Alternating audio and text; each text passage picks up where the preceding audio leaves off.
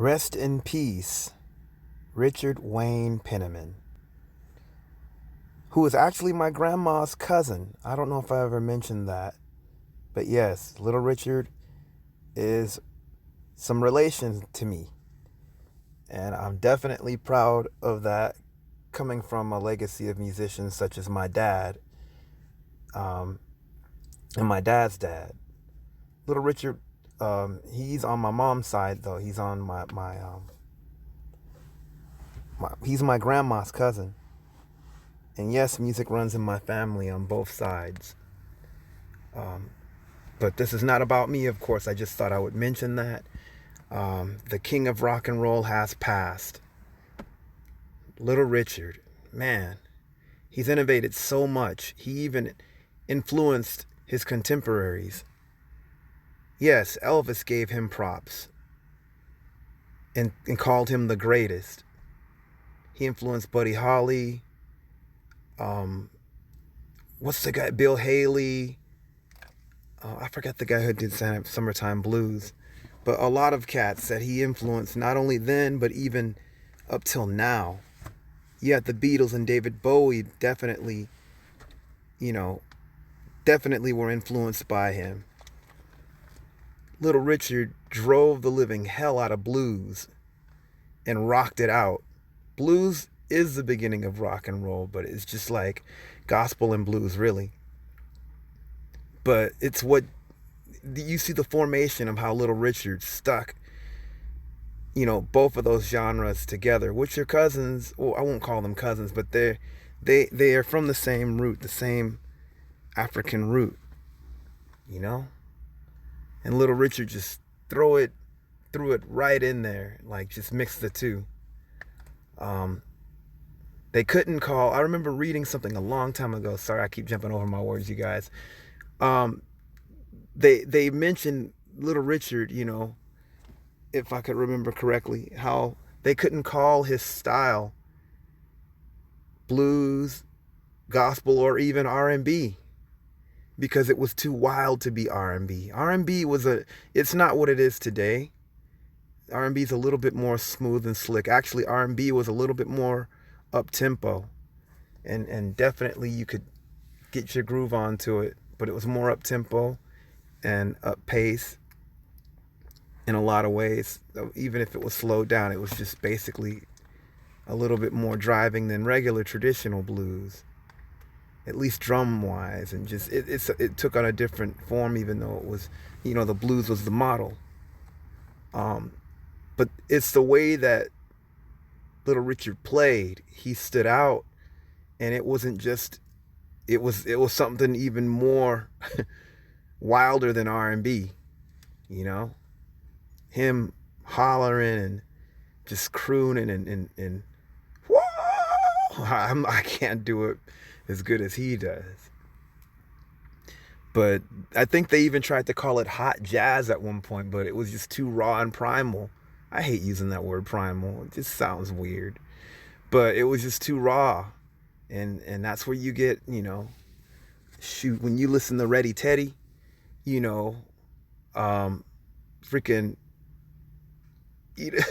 gonna rip it up, like, and of course the ones that you guys also know, like just, this is rock and roll right here.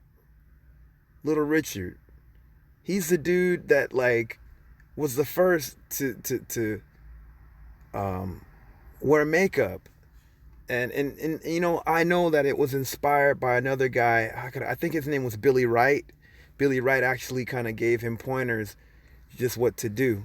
Billy Wright was kind of an influence on Little Richard, and Little Richard, definitely dug Billy Wright's style, but he made what Billy Wright, I think from what I read, like Billy Wright sort of like advised him to kind of do what he was doing just to stand out more, wearing the makeup and the cake, like the sort of cake makeup and the crazy pomp, and it looked wild. I mean, to think you got everybody from freaking like, man, everybody from like Sid Barrett to David Bowie to freaking Prince to Michael Jackson, freaking even your goth rockers like, you know, Peter Murphy and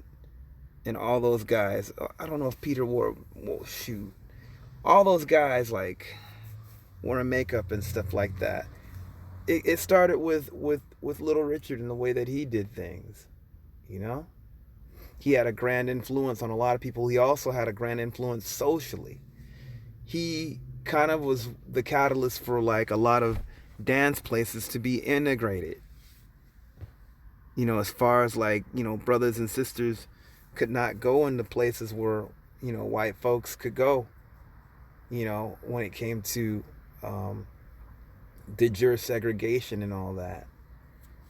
And, you know, he kind of helped integrate those dance floors, you know, like that movie Hairspray. um, shoot. Yeah, Little Richard, he was definitely a force. I mean, shoot.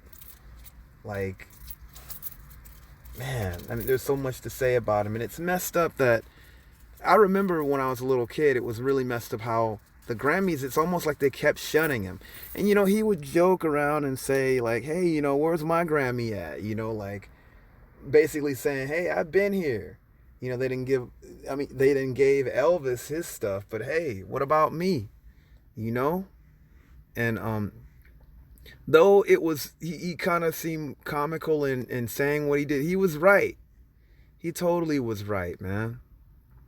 And they kept shunning him here. And I think at one point they gave him one, but it was a shame that, like, you know, why would you need to, like, even say anything?